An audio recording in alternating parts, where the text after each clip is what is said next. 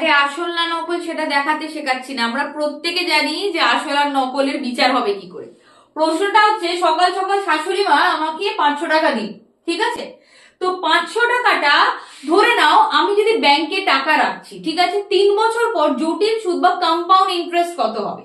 যদি ফর্মুলা জানি তাহলে সকলে বার করতে পারবো, আর যদি ফর্মুলা না জানি তাও সকলে কি করে বার করতে পারবো সেটারই ট্রিক্স নিয়ে এসেছি। দেখো, ধরে নিলাম আমি 500 টাকা, যে কোনো ইন্টারেস্ট হতে পারে, সহজ ভাবে তোমাদের প্রথমে শেখাচ্ছি। 500 টাকা 3 বছরের 10% সুদ, তাই তো, জটিল সুদ। তাহলে 3 বছর বললে আমি কটা আমব্রেলা ড্র করব? 3বার আমব্রেলা ড্র করব। তো সুদ কত? 10%, 10% আর কত? 10%। ক্লিয়ার? তো 500 টাকার 10%, যে কোনো নাম্বারে 10% কি করবে? তাকে 10 দিয়ে ভাগ করে দেবে। তাহলে 500 কে 10 দিয়ে ভাগ করলে কত হবে? 50। 50 কে 10 দিয়ে ডিভাইড করলে কত হবে? 5। 5 কে 10 দিয়ে ডিভাইড করলে কত হবে? 0.5। তাই তো, এটা আমরা প্রত্যেকে জানি।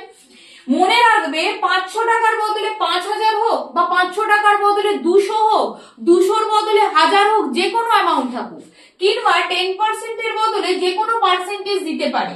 আমি যে রেশিওটা বলতে চলেছি সেটা হচ্ছে ধ্রুবক, মানে সব নাম্বারের জন্য স্ট্যাটিক্যালি প্রুভেন রেশিও।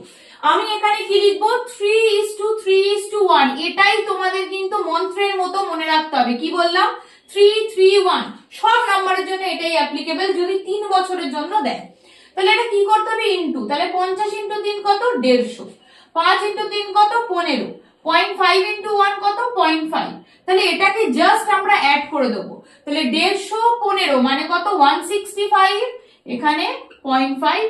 এইটা হচ্ছে আমার 3 বছর পর 500 টাকা থেকে পাওয়া কম্পাউন্ড ইন্টারেস্ট। আশা করি বোঝা গেছে। আবারও বলছি, রেশিওটা হচ্ছে 3:3:1।